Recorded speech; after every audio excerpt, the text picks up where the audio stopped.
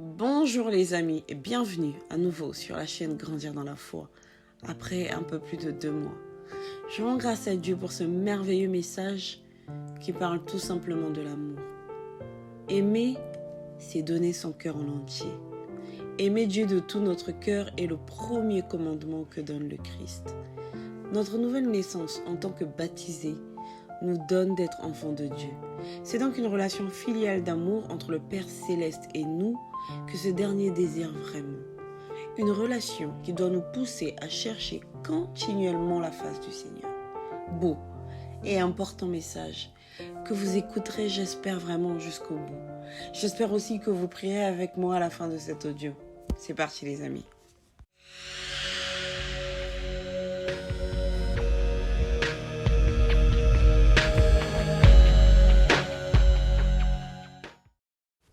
Mes chers amis, l'homme nouveau, né de l'eau et de l'esprit par le baptême, ressuscite avec Christ et devient co-héritier avec lui. Or, hériter le royaume des cieux, c'est se tourner vers les choses d'en haut. La parole de Dieu nous dit dans Colossiens 3, 1 à 3, « Si donc vous êtes ressuscités avec Christ, cherchez les choses d'en haut où Christ est assis à la droite de Dieu. Affectionnez-vous aux choses d'en haut et non à celles qui sont sur la terre. Car vous êtes morts et votre vie est cachée avec Christ en Dieu. » Amen. Chercher les choses d'en haut, c'est une vie tournée vers le Seigneur, une vie guidée par l'Esprit de Dieu.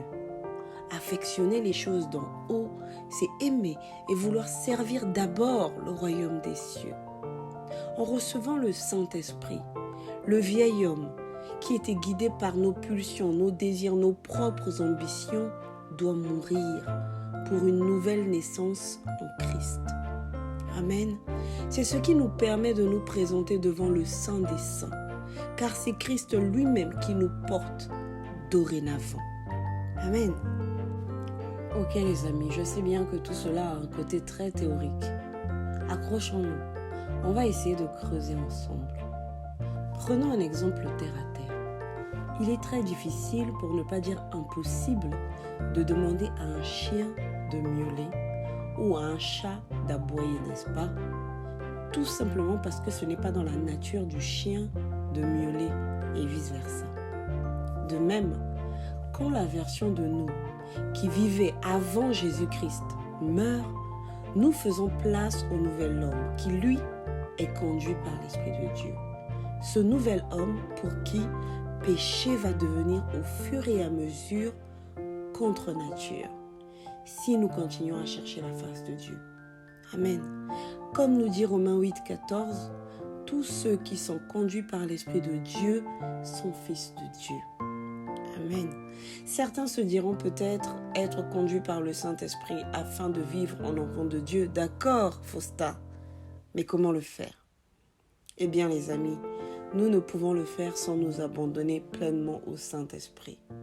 Et nous ne pouvons pas nous abandonner réellement à 100% au Saint-Esprit sans aimer Dieu de tout son cœur, de toutes ses forces et en vérité. Dans Matthieu 22, 37 à 38, Jésus nous donne le premier et plus grand commandement. Tu aimeras le Seigneur ton Dieu de tout ton cœur, de toute ton âme et de toute ta pensée. Amen. Aimer Dieu et surtout lui faire confiance au sens d'être tout à lui, pas de demi-mesure. Quand on aime, on se donne. Nous parlons de donner notre cœur à l'Esprit Saint pour qu'il le façonne à l'image de Dieu. Soumettre notre âme, notre esprit, notre raison, afin que le Saint-Esprit devienne le critère de toutes nos décisions. Le but, les amis, le sens de notre vie est de servir l'Éternel. S'occuper des choses d'en haut, comme déjà évoqué précédemment. Cela revient à ne pas chercher à nous glorifier nous-mêmes, mais à glorifier le nom du Très-Haut, quoi que nous fassions, quoi que nous entreprenions. Vous voyez bien comment les amoureux se donnent et se protègent mutuellement quand ils s'aiment vraiment. Voyez comment une mère défend son enfant comme une lionne. Cet amour qui fait que nous sommes prêts à mourir pour l'être aimé. Et c'est de ça dont nous parlons. Si notre cœur se donne en vérité, en entier au Seigneur, Si Dieu devient plus important que tout, si nous le mettons avant toute chose, alors le vieil homme meurt enfin. Alors, nous devenons enfin capables de renoncer à tout sans craindre, car plus rien n'aura dorénavant plus d'importance que la présence de Dieu. Et de toutes les façons, les amis, c'est Dieu lui-même qui pourvoit toutes choses, n'est-ce pas? Nous ne disons pas ici qu'il ne faut rien acquérir, rien construire, etc. Non, c'est pas de ça dont on parle.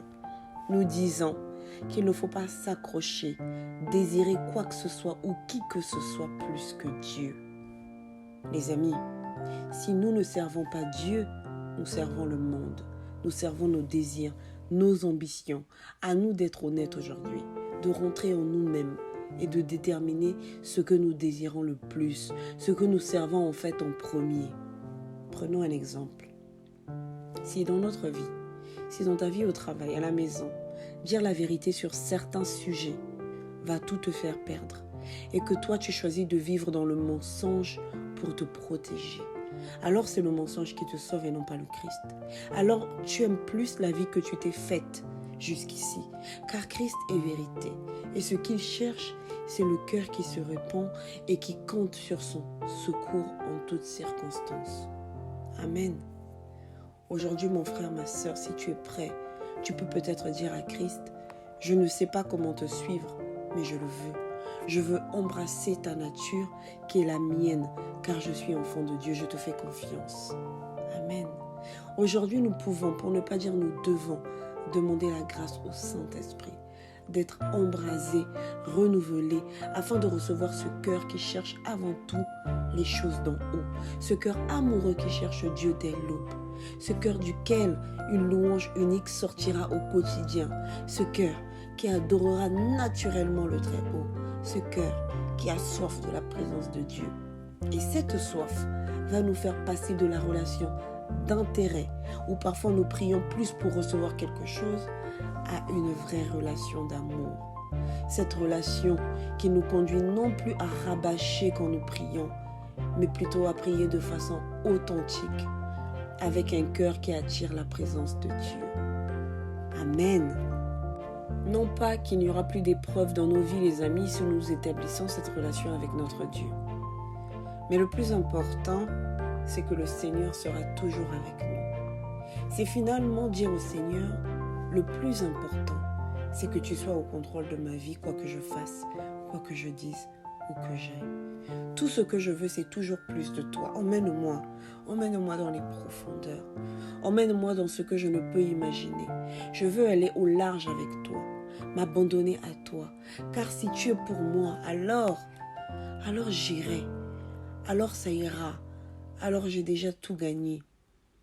Moïse disait ainsi à l'Éternel, dans Exode 33, 15, « Si tu ne marches pas toi-même avec nous, ne nous fais point partir d'ici. » En d'autres termes, Seigneur, ne me fais pas aller où tu ne seras pas avec moi.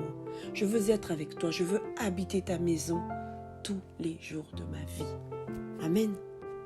Nous parlons ici d'une dimension où, quelles que soient les épreuves, nous garderons la paix, ou alors nous pourrons demander et recevoir sa paix, car c'est sur lui seul que nous espérons.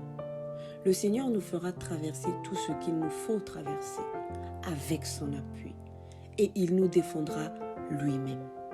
Nous parlons ici d'une décision sincère de ne plus vouloir continuer à marcher dans les choses qui ne glorifient pas le Seigneur. Si pour protéger la vie que tu as acquise jusqu'ici, tu peux accepter de ne pas être en accord avec Dieu, alors tu crains le monde et non le Seigneur.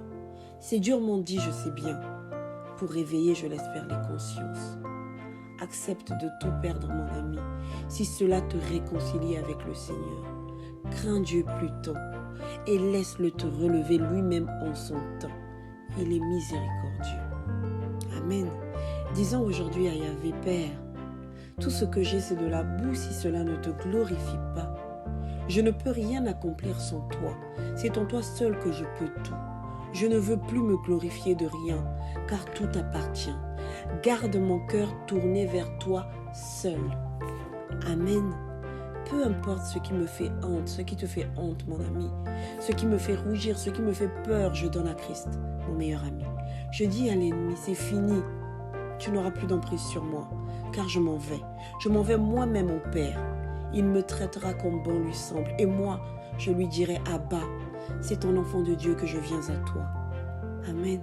Le Seigneur nous dit lui-même dans Ésaïe 49, 15, une femme oublie-t-elle l'enfant qu'elle allait?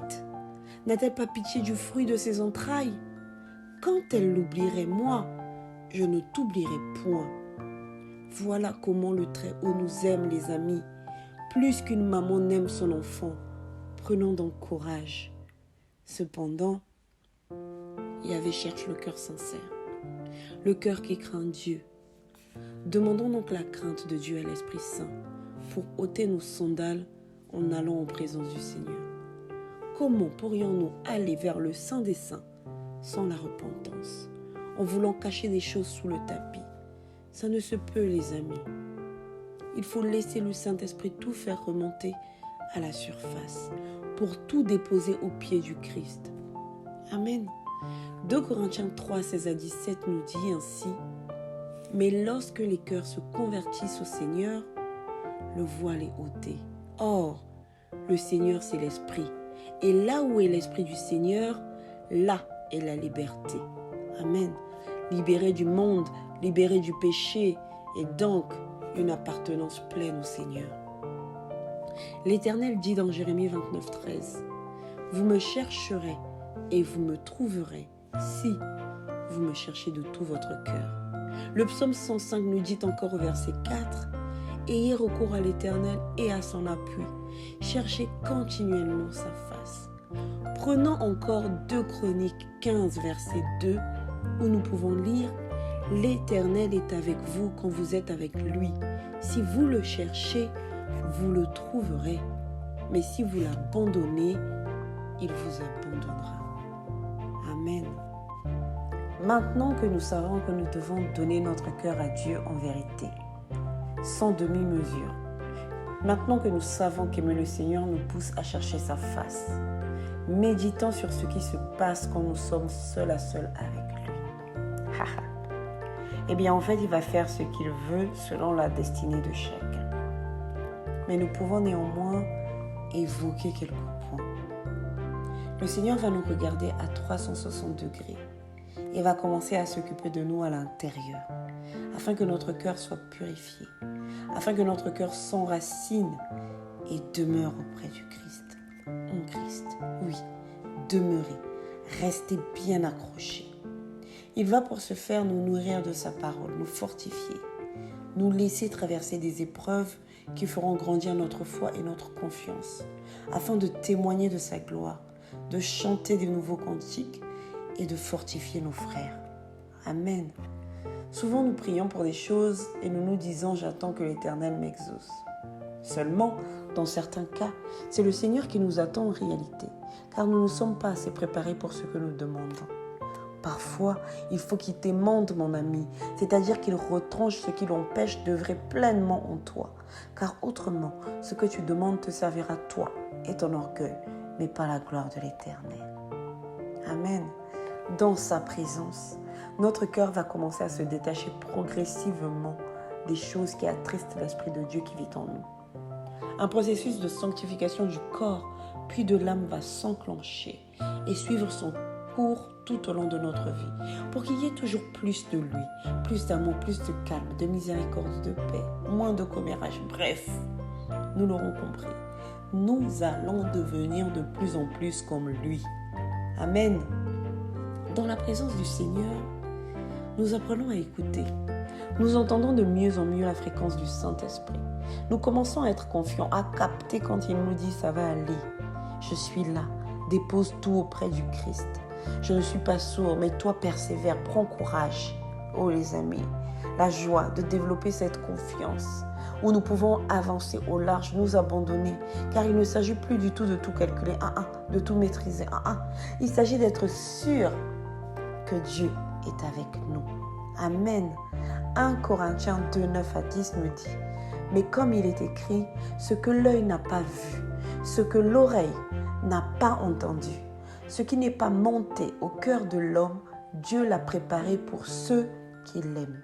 Or, c'est à nous que Dieu l'a révélé par son esprit, car l'esprit examine tout, même les profondeurs de Dieu.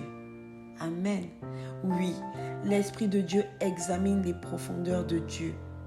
Donc, c'est dans ces moments d'oraison, d'adoration, que nous comprenons mieux la nature de Dieu. Nous recevons les révélations de notre destinée, les inspirations, les intuitions. L'intelligence s'ouvre, la sagesse d'en haut s'installe.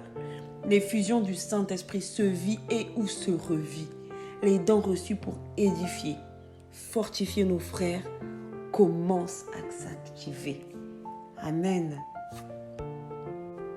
Et l'un des points les plus importants, les amis, c'est que dans sa présence, nous le contemplons. 2 Corinthiens 3, verset 18 nous dit, « Nous tous, qui le visage découvert, contemplons comme dans un miroir la gloire du Seigneur, nous sommes transformés en la même image, de gloire en gloire, comme par le Seigneur l'Esprit. » Amen. Le psaume 97, verset 5 nous dit encore, « Les montagnes se fondent comme la cire devant l'Éternel, devant le Seigneur de toute la terre. » Amen. Voilà les amis, un petit aperçu de ce qui se passe dans la présence du Seigneur. Nous devenons de plus en plus comme lui. Il nous touche, nous transforme.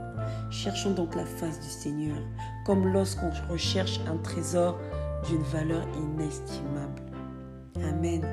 Demandons les amis cette grâce d'avoir soif de Dieu de façon permanente et toujours plus profondément. Cette grâce vitale de développer une intimité avec le Christ. Puissions-nous laisser le Saint-Esprit nous préparer afin de vivre ensuite la grâce d'être utilisés par lui à n'importe quel moment, peu importe où nous sommes. Oui, quelle grâce! Quand il commence à nous inspirer, quand nous commençons à être attentifs à ce qu'il veut nous dire, à avoir notre propre langage avec lui et à devenir l'adorateur en esprit et en vérité que le Père demande. Amen. Notre cœur doit se faire humble et petit, pauvre devant lui, pour que tout cela jaillisse.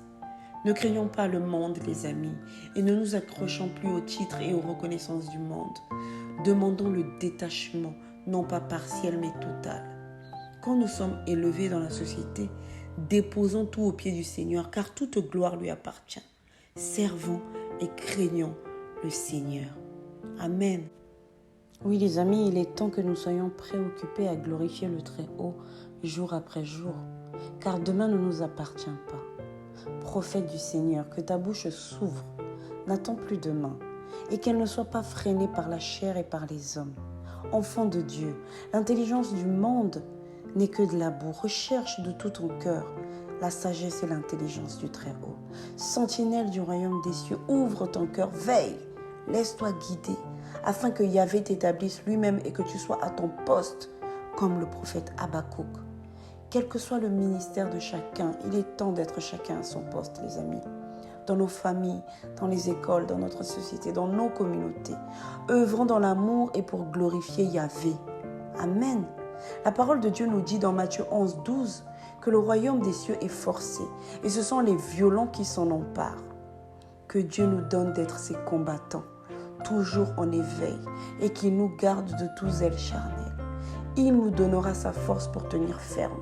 Laissons-nous examiner et juger par sa parole, afin que le Seigneur puisse transformer notre vie. Amen. Prions. Ô Père, à quoi nous servent les diplômes, les entreprises, les biens immobiliers et que sais-je, si tout cela ne te glorifie pas? Ouvre les yeux et les oreilles de nos cœurs, afin que nous prenions conscience de toutes ces choses qui ne sont que de la boue et sur lesquelles nous nous accrochons tant. Ces choses qui dictent même quelquefois nos prières, mais qui t'empêchent en réalité d'œuvrer en nous. Je te prie, Père, de nous accorder un esprit bien disposé et renouvelé, afin de nous tourner vers toi, pas forcément comme nous avons appris jusqu'ici, mais comme toi, tu veux nous apprendre maintenant. Aimande-nous, apprends-nous à marcher, à prier chacun, selon la relation que tu veux développer avec nous, car chacun est unique à tes yeux.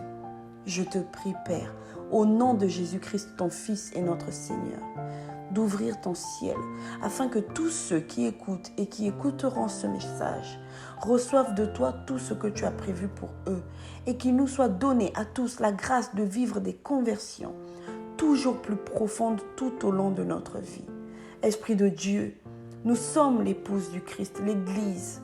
Donne-nous ce cœur amoureux, ce cœur qui sert l'époux, qui se donne, ce cœur embrasé par l'amour du Christ, pour pouvoir le donner à notre tour.